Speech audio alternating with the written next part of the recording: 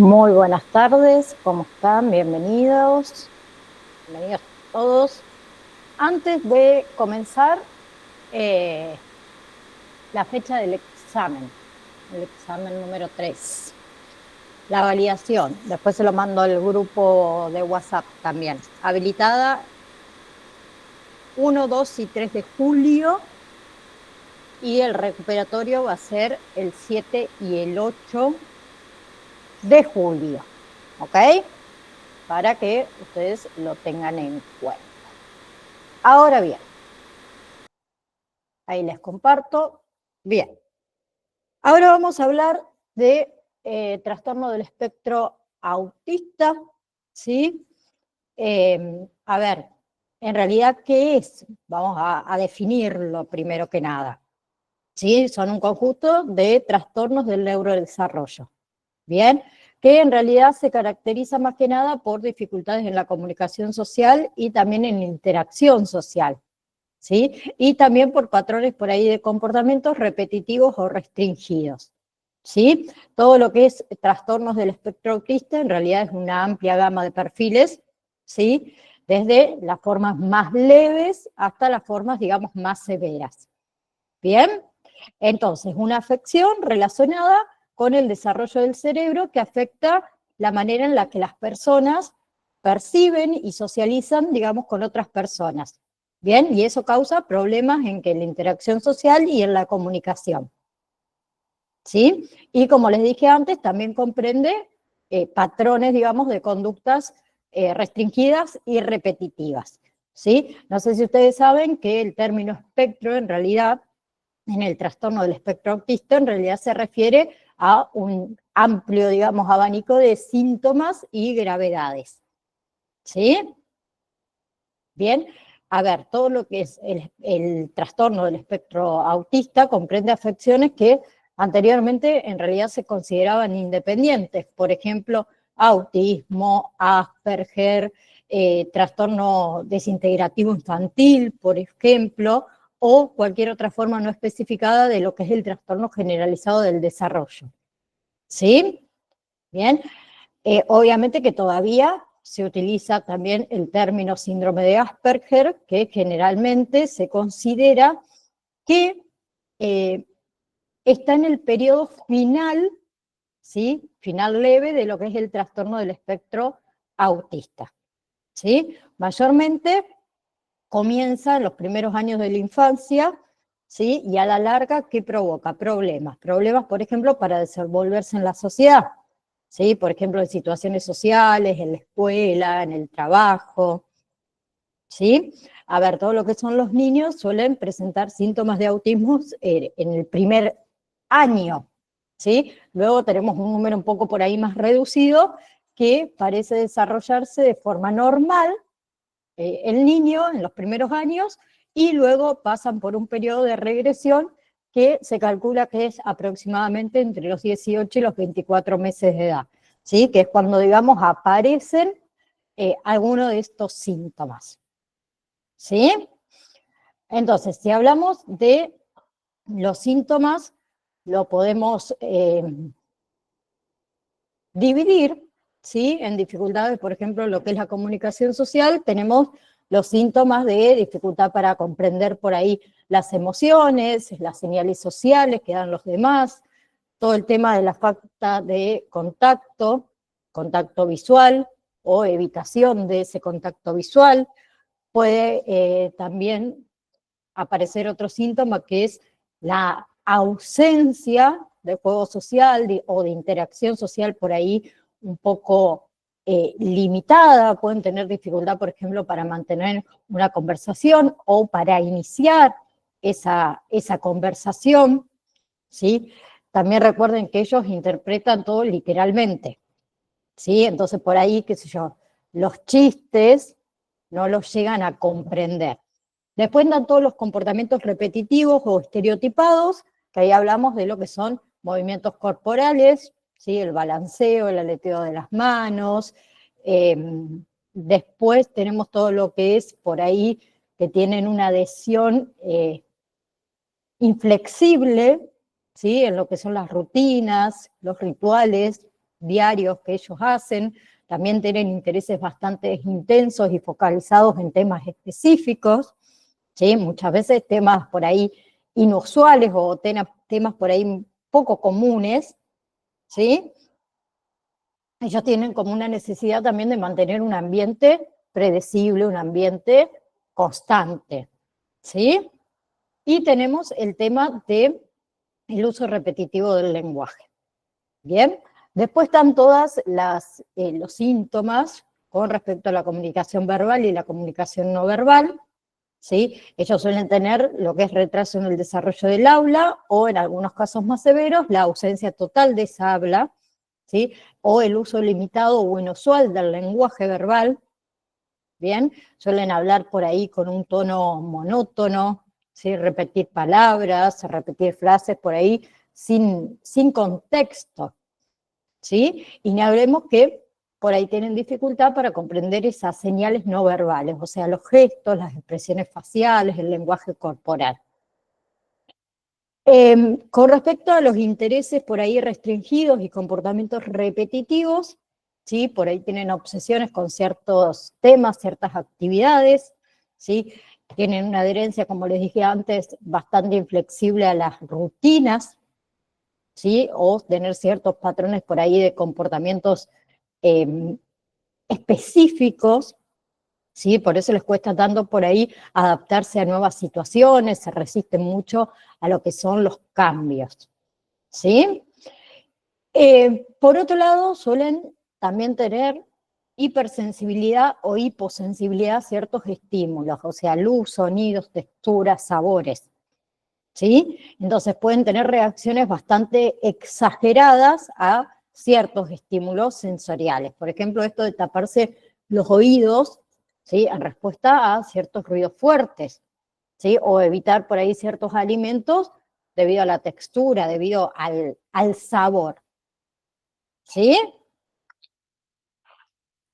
Bien, todo lo que tiene que ver entonces con la presencia y la gravedad también de esos signos y síntomas, obviamente que va a variar entre cualquier individuo con trastorno del espectro autista. Solo hablamos en general, ¿sí? Uno puede presentar síntomas más o menos pronunciados que otros, ¿sí? Y los síntomas pueden cambiar con el tiempo, a medida que esa persona va creciendo, se va desarrollando, ¿sí?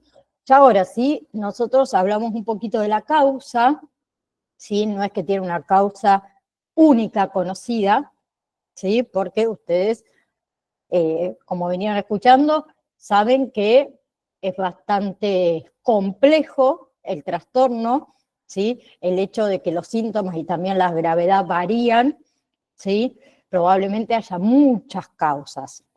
Una de las causas es el tema de la genética, ¿sí? Varios genes diferentes que están relacionados con el trastorno del espectro autista, ¿sí? Pero para algunos niños, por ejemplo, pueden estar asociados con un trastorno genético como es el síndrome de Rett o como es el síndrome del cromosoma X frágil, ¿sí? Otros puede ser que sean cambios genéticos, o sea, mutaciones, que eso puede aumentar el riesgo de padecer trastorno del espectro autista, ¿sí? Después hay otros genes también que pueden afectar el desarrollo del cerebro y también el modo en que se comunican las neuronas cerebrales, ¿sí? Que eso también puede determinar muchas veces la gravedad de esos síntomas, ¿sí? Y por otro lado hay algunas mutaciones genéticas que parecen ser hereditarias y otras que parece que suceden, digamos, de manera espontánea. Otra de las causas que podemos hablar es de factores ambientales, ¿sí? Actualmente se sigue investigando eh, estos factores, por ejemplo, infecciones virales, medicamentos, complicaciones por ahí durante el embarazo, contaminación en el aire, que desempeñan un papel en todo lo que es este desencadenamiento del espectro autista. Mayra. Hola, profe. Hola Mayra, ¿cómo estás?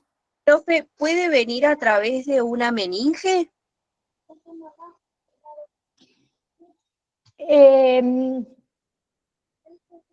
Sí y no, vamos a A- decirlo así.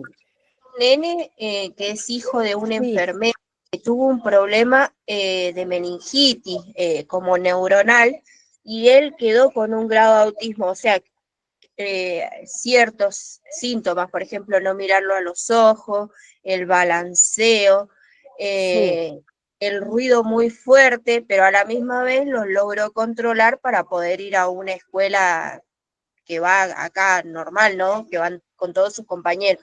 Salvo que sus compañeros, por ejemplo, lograron que saben que no pueden gritar porque lo asustan, un sí, montón de cosas así, pero él tuvo como una meninge, como un problema ahí. claro. A ver, relacionado directamente no está, ¿sí? Bien, no es que, a ver, por tener meningitis provoca tener autismo, ¿sí? Es posible que esté asociado, ¿sí?, a un riesgo mucho mayor de desarrollar trastorno del espectro autista, ¿sí? Pero, digamos, o por ejemplo una encefalitis. Pero bien, a ver, para decir, a ver, si yo tuve meningitis, voy a padecer autismo, no. O sea, no hay una relación directa, ¿sí? No sé a qué edad el niño tuvo meningitis, ¿sabes? Creo que era chiquito, si él actualmente empezó primer grado, segundo grado, entonces creo que tenía 2 añitos, una cosa así. Sí. A ver, por un lado, vamos a hablar de la meningitis. La meningitis, ¿qué es? Una inflamación en las membranas que recubren el cerebro, perdón, y que recubren la médula espinal, ¿sí? Cuando esa inflamación, digamos que es grave, afecta todo lo que es el tejido cerebral. Bien, en cambio, el trastorno del espectro autista, que es una condición del neurodesarrollo, ¿sí? Que tiene base genética o eh, factores ambientales, ¿sí? ¿Qué hace el trastorno del espectro autista? Podemos incluir ahí ciertas infecciones severas en lo que es el desarrollo cerebral, que eso podría influir, pero no está relacionado 100% directo, ¿sí? ¿Por qué digo que puede influir? Por el tema del daño cerebral, ¿sí? Esa inflamación tan grave, en algunos casos, causa daño neuronal. ¿Eso qué hace? Afecta áreas del cerebro que están involucradas, por ejemplo, la comunicación social, en el procedimiento sensorial, ciertos patrones de comportamientos repetitivos que son características del trastorno del espectro autista, ¿no? Sí, pero no podemos asegurar, no, directamente no podemos asociar la meningitis con el trastorno del espectro autista. ¿Se entiende? ¿El testeo es de eso también o vendría siendo de lo que tuvo el problema de la meninge? No, a ver, el niño, a ver, si vos me preguntas a mí, me decís, a ver, profe, este niño tuvo meningitis, por eso tiene trastorno del espectro autista. No, no, ¿sí? Si tiene trastorno del espectro autista es genético y es ambiental, no tiene nada que ver con la enfermedad que tuvo, ¿sí? ¿Qué sucede? Como si la tuvo desde muy pequeñito, es un factor de riesgo más. Lo que yo quiero que quede claro es que porque haya tenido meningitis no significa que tenga trastorno del espectro autista. ¿Sí? En su genética o en el ambiente, que no creo que haya sido ambiental, ¿sí? Porque ambiental es, hablamos, no sé si la madre tuvo complicaciones en el embarazo, si tuvo algún tipo de infección grave, viral, si estuvo en contaminación, en contacto con la contaminación del aire. Por eso te digo, ya en sus genes, ¿sí? Tuvo COVID. ¿Cómo? Cuando ella estaba embarazada tuvo COVID, estuvo muy mal. Bien, bien. Bueno, ahí lo podemos asociar un poquito más. Es otro factor de riesgo más al trastorno. Ahí sí lo podemos asociar un poquitín más. Sí, hay que Ella ver si... y estando embarazada, bueno, lo contrajo al COVID y estuvo Sí. hasta intubada, estuvo muy jodido. Ah, bien. Bueno, ahí lo podemos asociar un poquito más. El nene nació en pandemia, que es como el mío, Sí, es nene en pandemia, y bueno, ahí el tema también que ella tenía una hermanita que también falleció de meninge, entonces como que también puede venir todo ahí relacionado, me da la sensación, pero el nene, usted lo ve, no tiene rasgo, nada. claro. Uno se da cuenta porque siempre mira el piso, tiene un balanceo en su cuerpito y tartamudea, nada más. Claro, sí, lo que nosotros podemos decir es que en realidad no es una causa-efecto directa haber tenido meningitis. No significa que porque hayas tenido meningitis, perdón, vayas a desarrollar autismo. ¿Bien? Tiene un poco más que ver con la parte genética y ambiental. ¿Sí? Que la parte ambiental, ahí, que como dije recién, a ver, incluimos todo esto de ciertas infecciones por ahí virales, más que nada que hayan sido directa al niño, ¿sí? Pero acuérdense que todo lo que le afecta a la mamá, a la mujer embarazada, perdón, afecta a ese bebé que viene en camino, o sea, complicaciones durante el embarazo, estuvo internada, estuvo muy mal, estuvo entubada, todas esas son complicaciones que ella tuvo también durante el embarazo. Entonces, como ese granito más de arena que le vamos sumando, por decirlo de una manera, ¿sí? Por lo que me cuenta Mayra, creo que es bastante leve, la situación no es tan severa, como dice ella, por ahí si uno no le presta mucha atención, es como que los rasgos no se notan demasiado, ¿sí? Pero como les dije, a ver, directamente no tiene nada que ver una meningitis, una encefalitis, por ejemplo, que haya tenido el niño que afecte directamente, o que cause, mejor dicho, directamente, de que el niño o la niña padezca de trastorno del espectro autista. ¿Sí? Es un factorcito un poquito más ahí de riesgo, pero tiene más que ver con la genética y con lo ambiental. ¿Sí? Después, a ver, todo lo que tiene que ver con el diagnóstico, con la evaluación, ¿sí? Lo primero que se hace, obviamente, que es una evaluación bastante exhaustiva de los síntomas, de los comportamientos de esa persona, ¿sí? Se recopila información, como en todos los casos, de los padres, de los cuidadores, de los profesionales de la salud, de los profesionales educativos, ¿sí?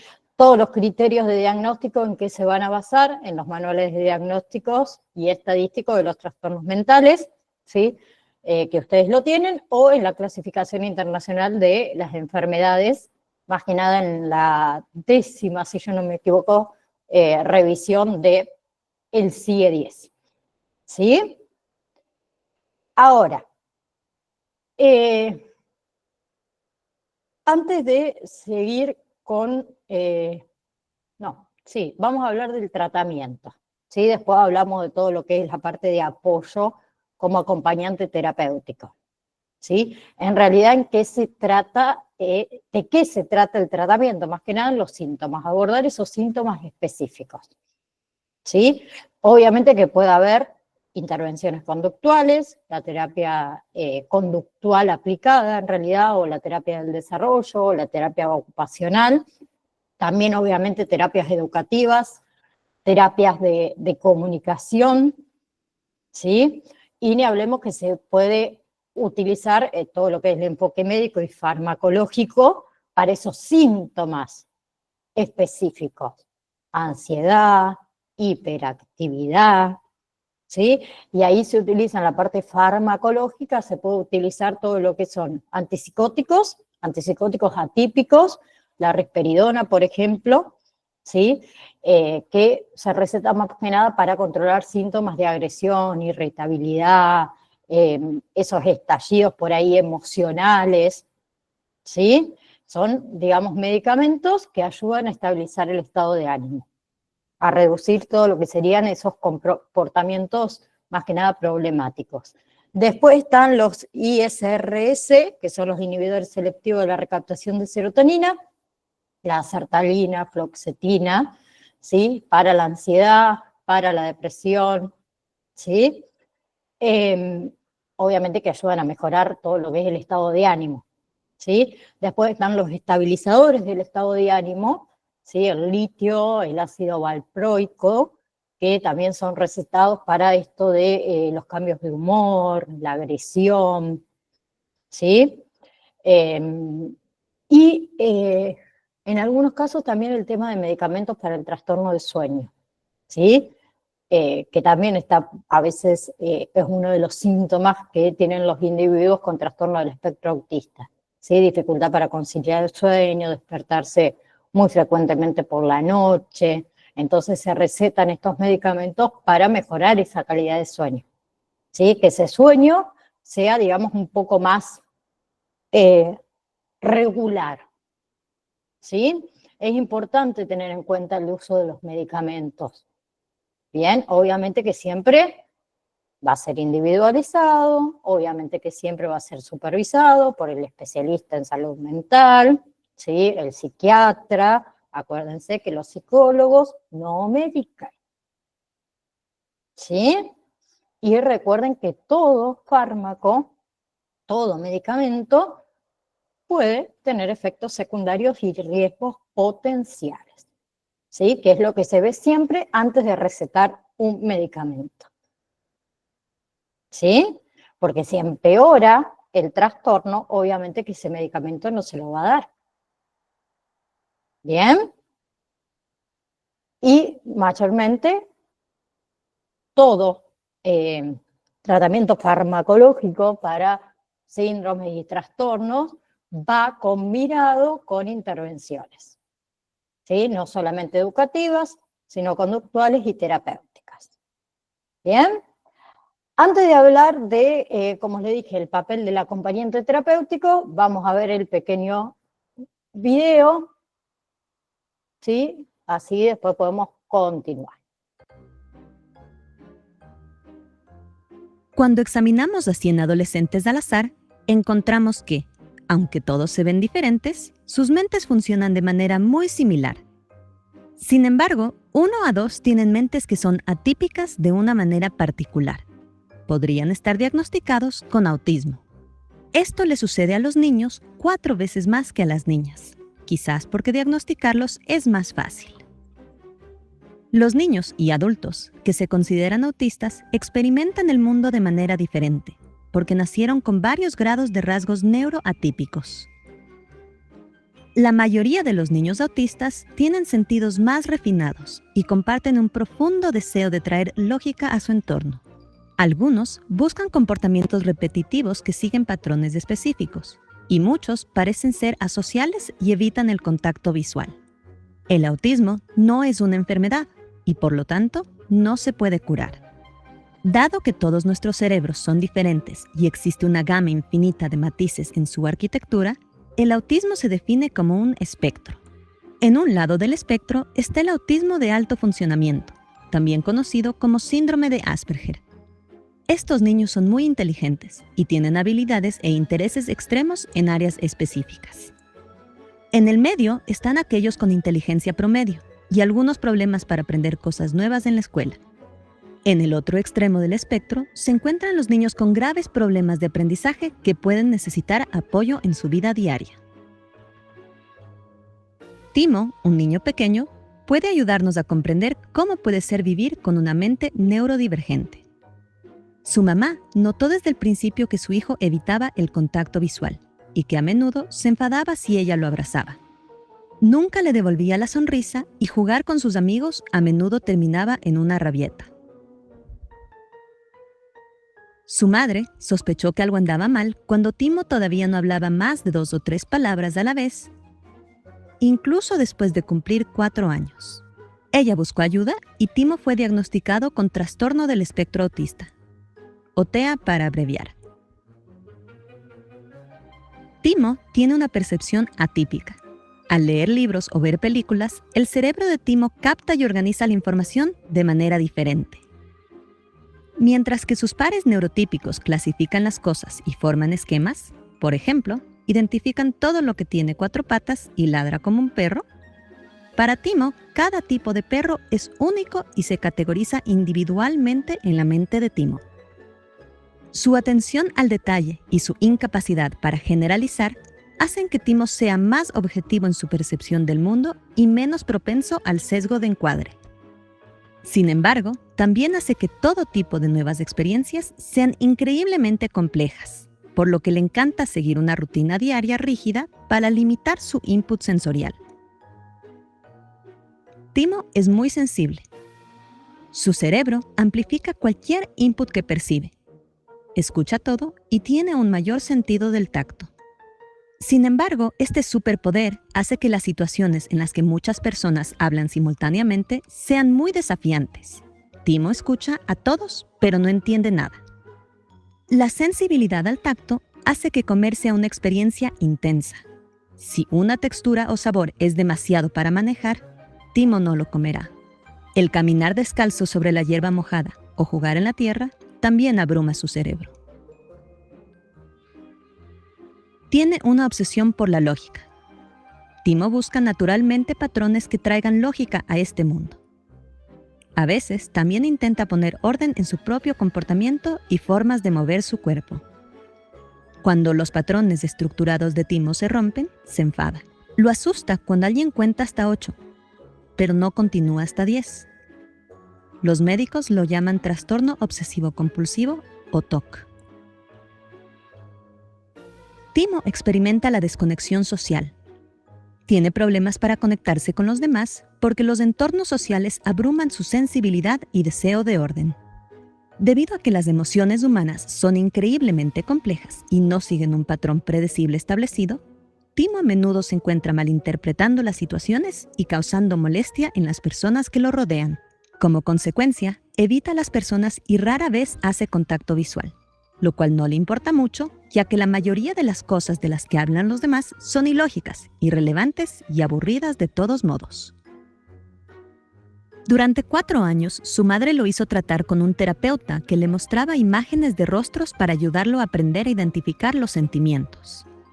Esto significó que mejoró en la identificación de las expresiones faciales y las emociones correspondientes. Sin embargo, personalmente, todavía no está muy interesado en leer caras o establecer nuevos contactos sociales.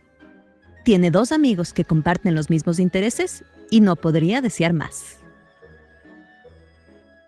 Dado que el autismo de Timo no es una enfermedad que podamos tratar, sino más bien una forma diferente de experimentar el mundo, la pregunta sigue siendo si debemos tratar de cambiarlo a través de la terapia o aceptarlo tal como es. Entonces, ¿qué piensas? ¿Deberíamos tratar a los niños con autismo con terapia o celebrarlos por lo que son? O tal vez hacer ambas cosas. Quizá no son sus mentes atípicas, sino nuestra forma estereotipada de mirarlos, lo que necesita corrección. Para obtener una visión tridimensional de cómo una niña autista experimenta su propia fiesta sorpresa de cumpleaños, o para descargar este video sin música de fondo, consulte la descripción a continuación o visite sproutschools.com.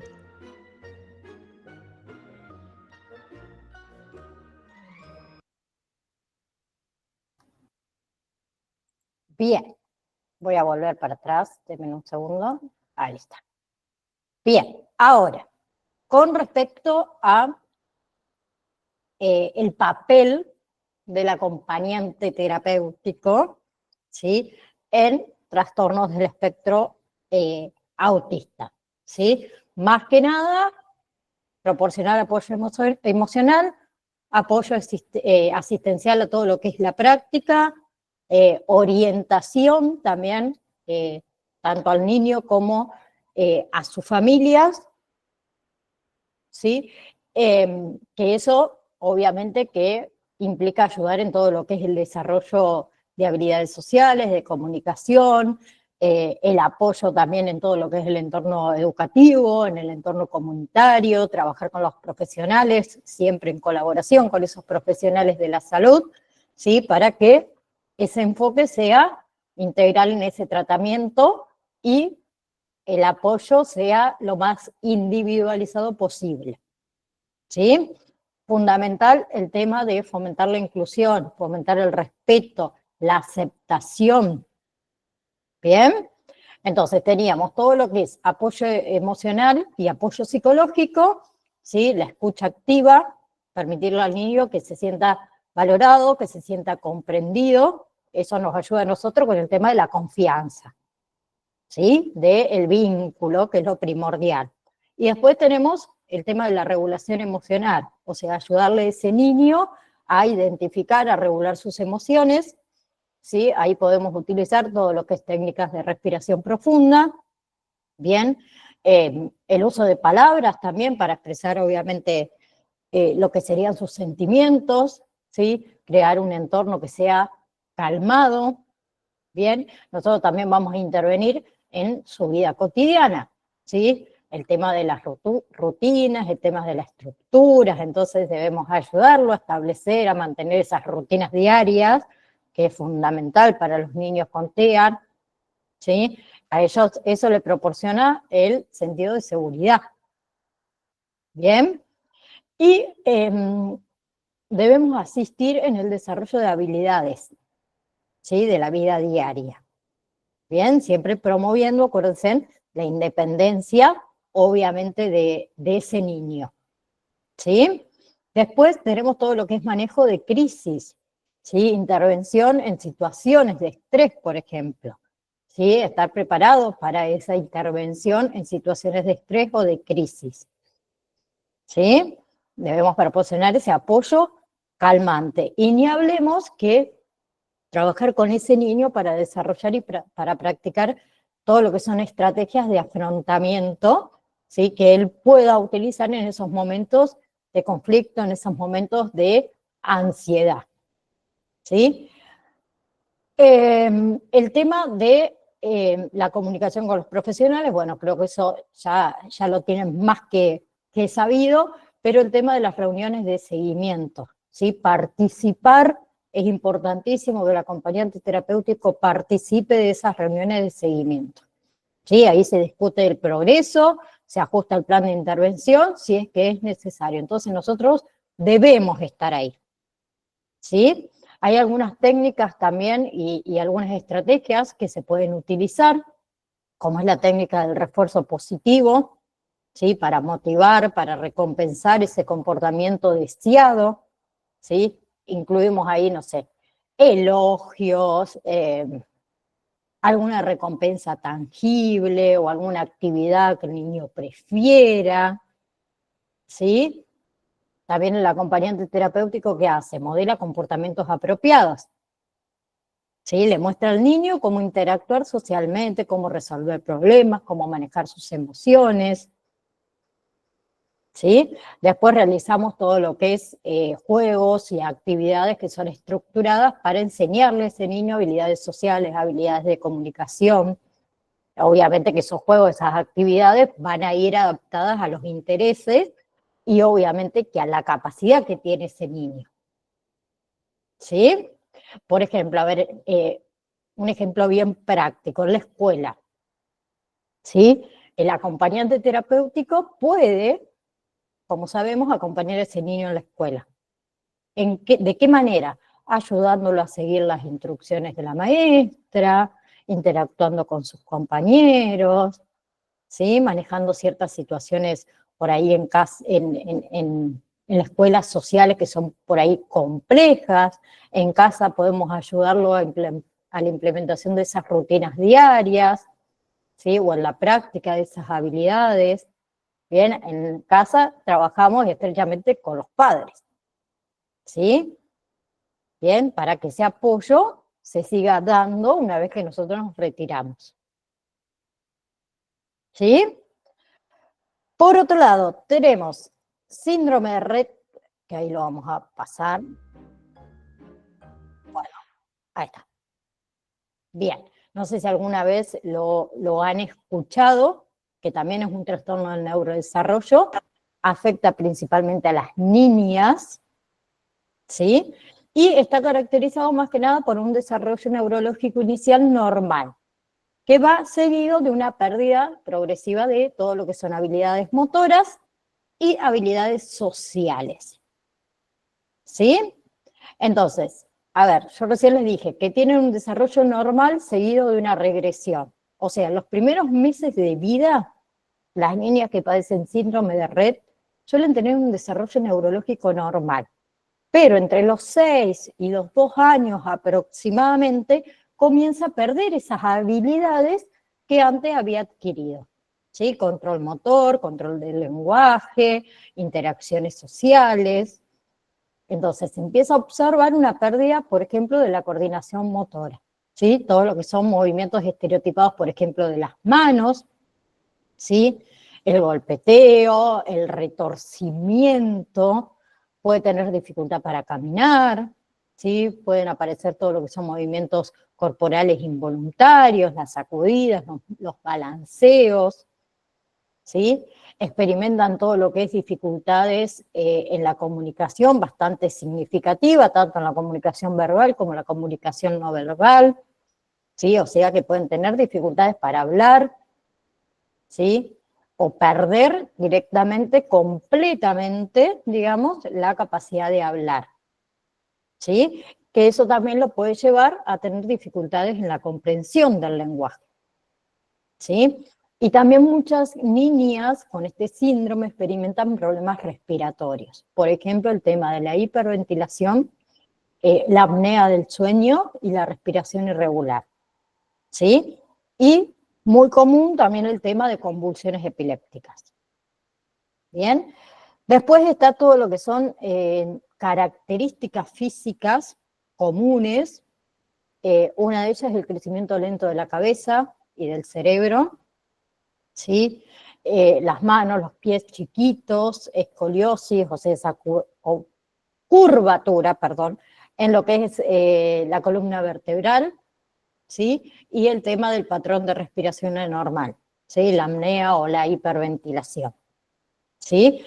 Y el tema que experimentan muchos de ellos, el tema del trastorno del sueño, ¿sí? Insomnio o estos despertares nocturnos, ¿sí? O la dificultad para conciliar el sueño. Con respecto a la causa, causas genéticas, ¿sí? Está causado por una mutación en el gen, que es el MSP2, ¿sí? Que está ubicado en el cromosoma X, ¿sí?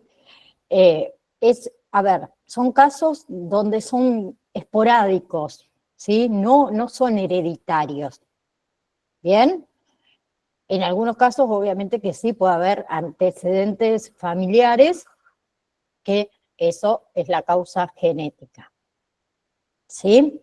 Diagnóstico en evaluación clínica de esos síntomas, la historia clínica, obviamente, de esa niña, y también se pueden realizar pruebas genéticas para esto de confirmar esa presencia de esa mutación en ese gen.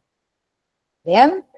Ya después, si hablamos del manejo del tratamiento, tiene enfoque obviamente multidisciplinario, ¿sí? Requiere de que se involucren muchos médicos, ¿sí? También terapeutas ocupacionales, terapeutas del habla, fisioterapeutas, ¿sí? Porque hay que abordar todos los síntomas de esta niña, ¿sí? Con la terapia física, la terapia ocupacional, eso ayuda a todo lo que es función motora, a la independencia un poco más de esas actividades cotidianas. ¿Sí? Acá hablo de actividades cotidianas, moverse, vestirse, alimentarse. ¿Sí? Después estaba la terapia del habla, la terapia de la comunicación, que eso ayuda a las habilidades de comunicación, verbal y no verbal. ¿Sí? Hasta se puede utilizar los dispositivos de comunicación asistida o el lenguaje de señas, ¿sí? Donde también se le enseña. Después, en los casos donde hay convulsiones, ¿sí? Ahí se puede utilizar medicamentos antipilépticos, obviamente, para controlarlo. Ni hablemos que 100% el apoyo de la familia, 100% el apoyo educativo importantísimo, ¿sí? De los cuidadores también, si es que lo tienen, para que comprendan, para que puedan manejar esos desafíos asociados, obviamente, con este síndrome, ¿sí? Fomentar todo lo que sería, digamos, un ambiente de cuidado, un ambiente de apoyo emocional para estas niñas, ¿sí? Cada uno, obviamente, que va a variar según las necesidades, obviamente, individuales de cada niña, ¿sí? Ahora, le comparto el videito, que este no es larguito, y después hablamos del acompañamiento y el tema de la contención emocional. El síndrome de Rett es un desorden del neurodesarrollo de base genética que afecta la gran mayoría de las veces al sexo femenino, aunque debido a los últimos avances genéticos se han descubierto casos en varones. Se estima que el síndrome de Rett afecta a unas 3.000 personas en España. Causa. La causa de este síndrome se encuentra en las mutaciones de los genes ligados al cromosoma X, genes maestros que regulan la actividad de muchos otros genes, apagándolos o encendiéndolos. Evolución. La enfermedad, que no es evidente en el momento del nacimiento, se desarrolla generalmente entre los 6 y los 18 meses. La evolución varía en cada caso, pero generalmente se manifiesta en la pérdida parcial o completa de las habilidades lingüísticas, problemas motores, algunos afectados nunca llegan a caminar, y problemas de coordinación y disminución del contacto visual. La pérdida del uso funcional de las manos es seguida por movimientos repetitivos o estereotipias. Otros síntomas son dificultad para masticar, problemas digestivos, problemas de sueño, crecimiento retardado, crisis epilépticas, escoliosis severa, apnea e hiperventilación. Después de varios estadios evolutivos donde se agudizan los síntomas mencionados, el retraimiento social disminuye y recobran la afectuosidad y la expresividad en la mirada. Les encanta estar rodeados de niños, realizar actividades lúdicas como ir al cine, escuchar música y participar en la vida social, para lo cual necesitan la ayuda de su familia y amigos. Tratamiento. Actualmente no existe una terapia resolutiva para el síndrome de Rett. Sin embargo, gran parte de los autores creen que el curso de la enfermedad puede ser modificada por terapias dirigidas a retardar la progresión de las discapacidades motrices y a mejorar las capacidades de comunicación.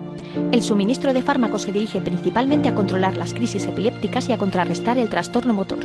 En el plano cognitivo, los esfuerzos van dirigidos a una mejor gestión de las emociones y de la comunicación. Al no poder comunicarse con el habla o con las manos, los comunicadores del tipo eye tracker o ratón de mirada han demostrado muy buenos resultados. Otras terapias de estimulación incluyen fisioterapia, musicoterapia, hidroterapia y equinoterapia.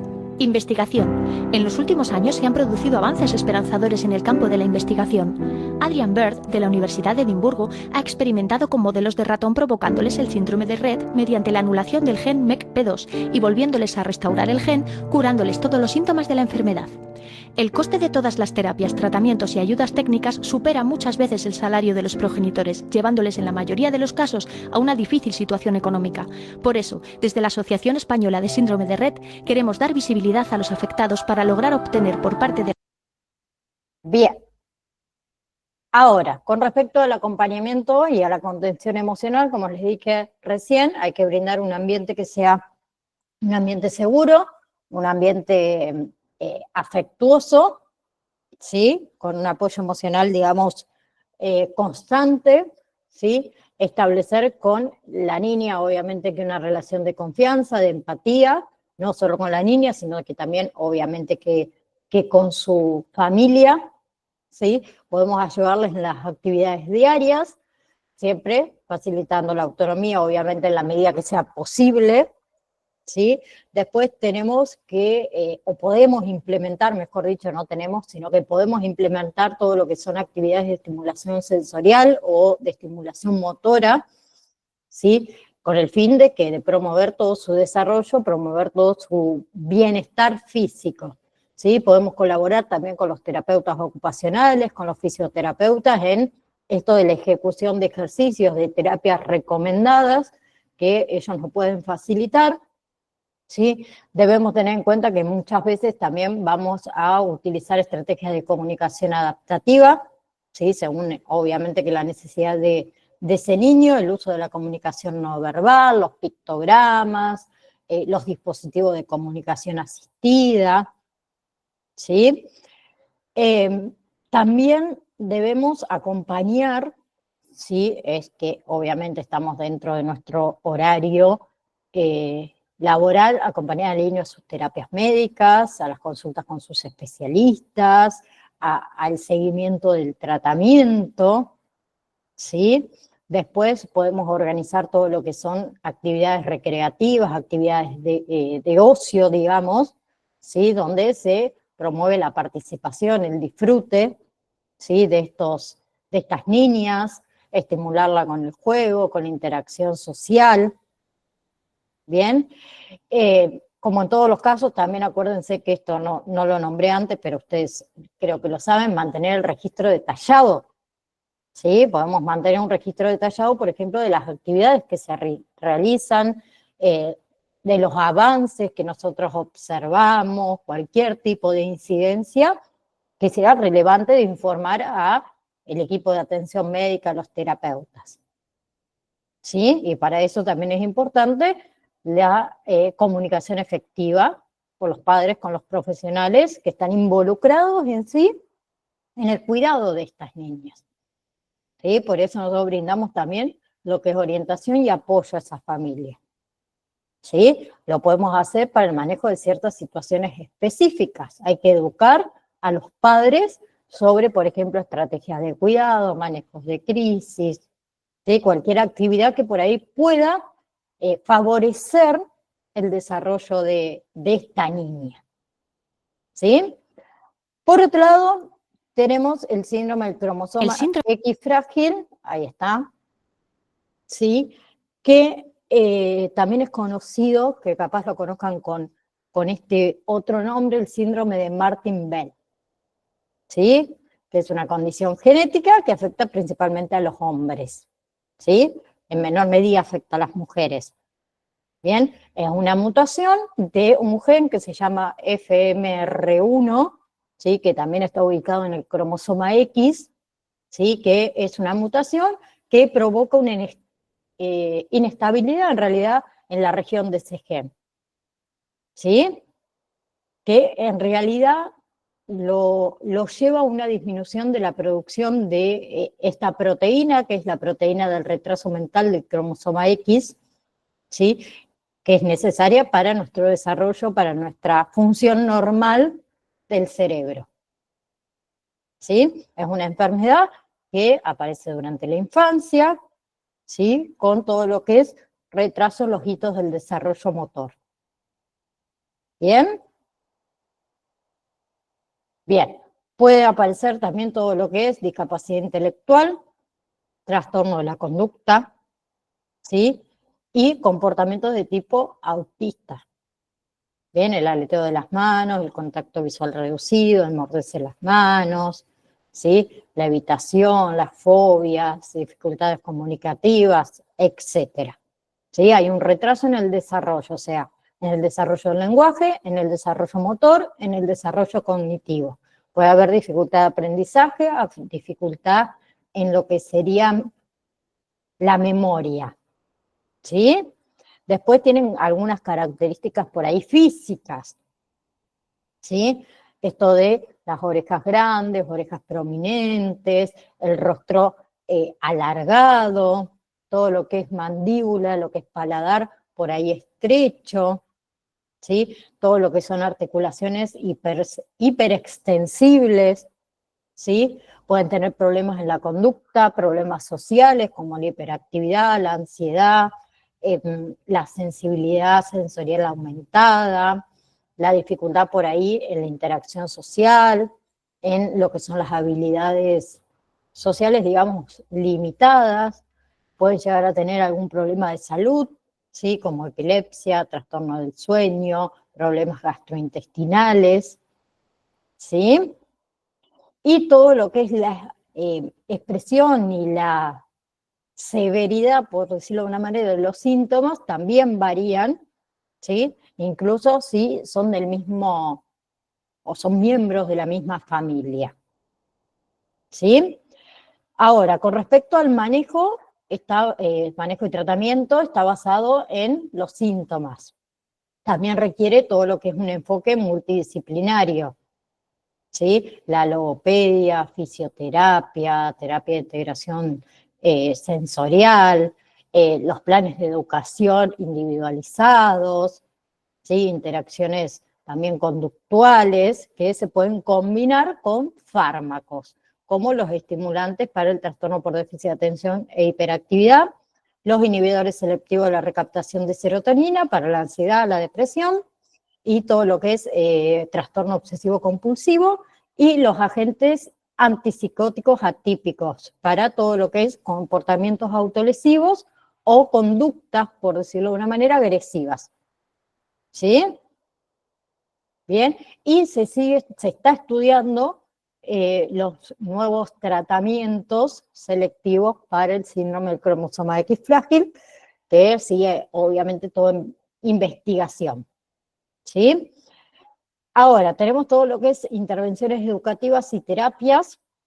Bien, como les dije antes, tiene que haber programas educativos adaptados a las necesidades, obviamente, de ese niño. Ahí incluimos también lo que es terapia del habla, terapia del lenguaje, terapia ocupacional y terapia física, ¿sí? Y si es que hace falta, las intervenciones conductuales, cuando tienen dificultad de comportamiento o de habilidades sociales, ¿sí?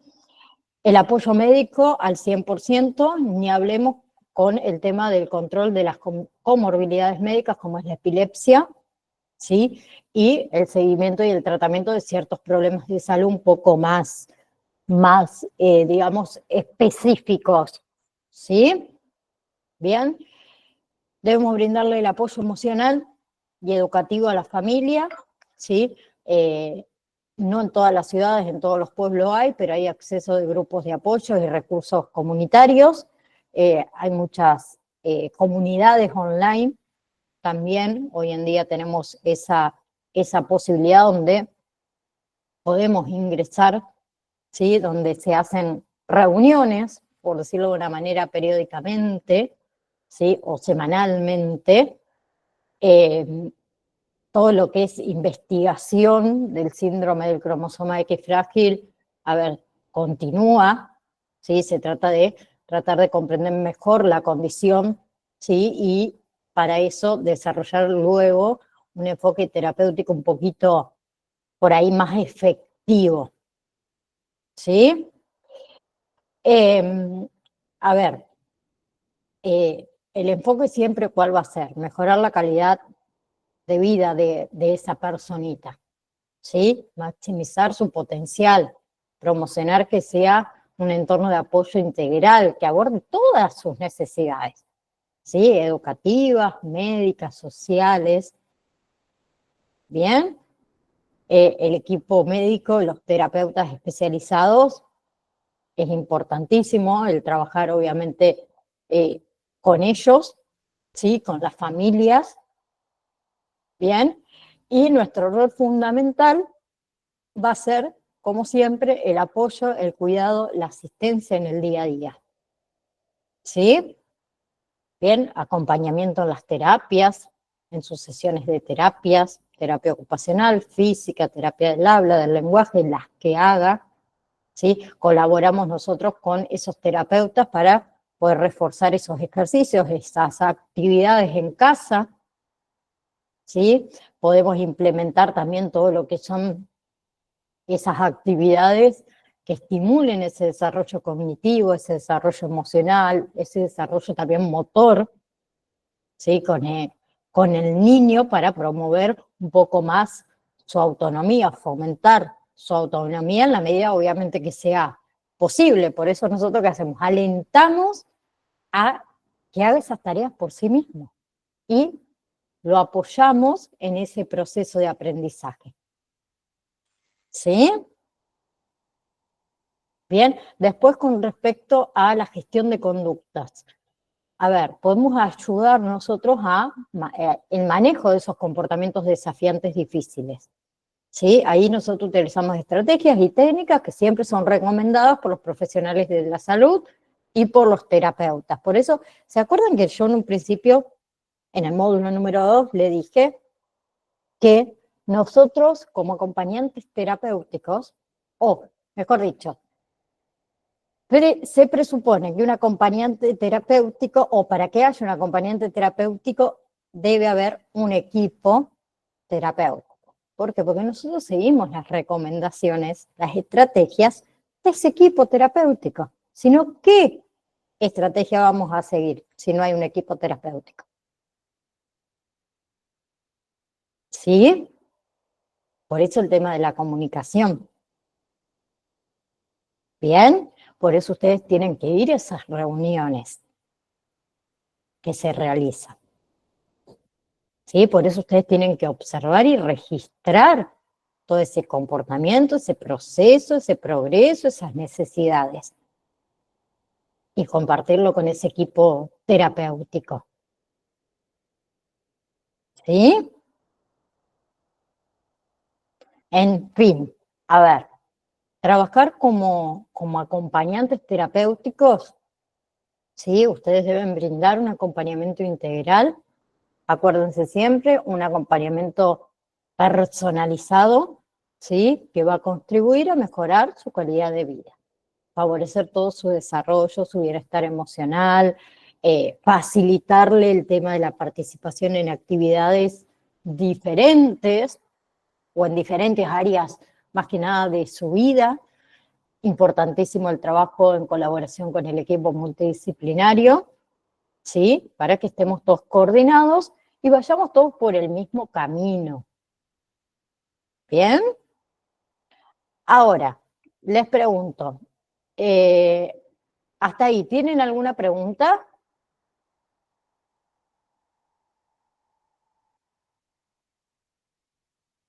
¿No? Vamos a ver entonces el videíto.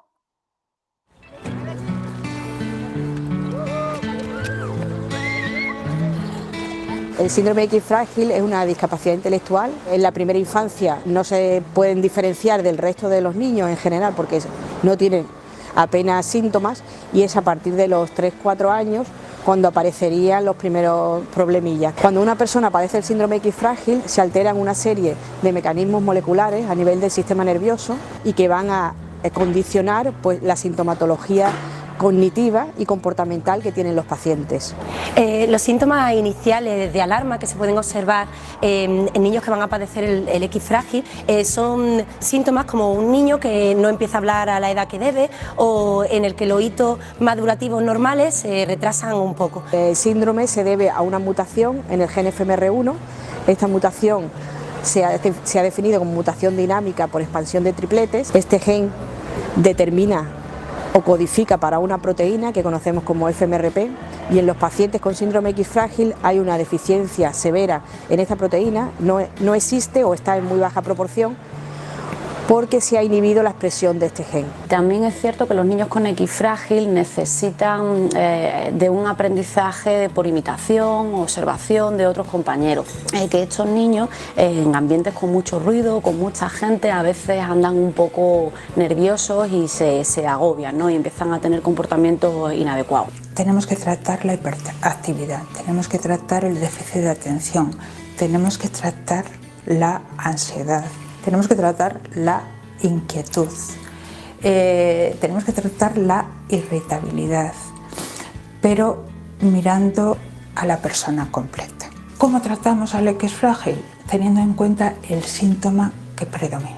Cuando el paciente llega, hay algunas características físicas que te pueden hacer suponer que puede ser un paciente afecto de X frágil. Una cabeza grande, las orejas de implantación baja y también grandes, una cara alargada, una mandíbula prominente. Pues me llamo José Mari y nada, trabajo allí en el Gourmet Pene del Corte Inglés, que ya llevo ya un año. Y nada, muy contento que estoy con mis compañeros, gente que te admira desde el primer día. El problema principal surge muchas veces porque estos signos de alarma aparecen en niños ya con edades un poquito avanzadas, 2, 3, 4 años, y las primeras consultas se retrasan a veces. Tenemos desarrollados los mecanismos, todos los procedimientos para poder prevenir esta sintomatología y evitar que aparezcan nuevos casos. Se puede hacer una miocentesis en los primeros 4 meses del embarazo, detectar la mutación genética con pruebas de biología molecular y poder darle a la familia pues, el diagnóstico correcto para ellos tomar una decisión adecuada pues, de acuerdo a sus convicciones. El síndrome de X frágil es un trastorno hereditario. Eso quiere decir que los varones portadores pueden transmitirlo a todas sus hijas y las mujeres portadoras pueden tener tanto hijos sanos como hijos portadores o que padezcan la enfermedad. Juan tiene 14 años, tiene el trastorno del síndrome X frágil. Nosotros nos enteramos de su problema más o menos cuando tenía 2 años de edad. Él de pequeño no mostraba nada que nos pareciera, nos llamara la atención, físicamente era normal, tiene más problemas para hablar, porque él con 14 años apenas habla. Daniel desde que nació siempre vimos que había algo que no era como los otros niños. Y me preguntó la monitora que si mi hijo era normal, simplemente le es normal. No, es que mi hijo lo único que necesita es que esté un poco más con él, ya está. Tenemos fármacos para el déficit de atención, que son los psicoestimulantes, tenemos fármacos para la ansiedad, la impulsividad y la irritabilidad, como son los antidepresivos, y tenemos fármacos para la ansiedad y la irritabilidad que actúan a través del sistema adrenérgico. Quiero seguir allí en Good Experience porque es una experiencia, ¿vale? Ha abierto una puerta a nosotros, a mí y a mi hermano y a mis compañeros, ¿vale? Porque es una experiencia que tú vives. Cuando tenía 8 meses, él no gateaba, no se ponía sentado, la cabeza se le iba y en el colegio pues va regular, no van al ritmo de los demás. Actualmente, y debido a las restricciones económicas que estamos sufriendo en investigación, los proyectos están financiados siempre muy por debajo de las necesidades de los grupos y pensamos que con mayor financiación se podrían conseguir avanzar mucho más rápido en el desarrollo de esta terapia o de estos fármacos que necesitan los pacientes. Y yo recomiendo a los otros padres que pidan ayuda, que no pasa nada. Es un proceso duro, pero se sale. En los últimos 15 años hemos desarrollado proyectos de investigación, conseguimos mejorar en el 60% de los casos parte de la sintomatología cognitiva y en un 45% de los casos una mejora en el lenguaje. Posteriormente, ya hará unos 15 años, se desarrolló una nueva técnica que es el diagnóstico preimplantacional, que ha permitido el que nazcan hijos sanos a través de técnicas de reproducción asistida. Mucho ánimo, sonreír siempre, aparte son niños muy cariñosos, porque yo me quedo con mi hijo cuando me empieza, mami, te quiero mucho, pues con eso es con lo que se tienen que quedar, porque mira, la parte mala hay que dejarla al lado, porque yo me quedo con lo bueno de ellos, siempre, siempre. Desde la Asociación del Síndrome X Frágil marcamos la casilla de la X por el síndrome X frágil.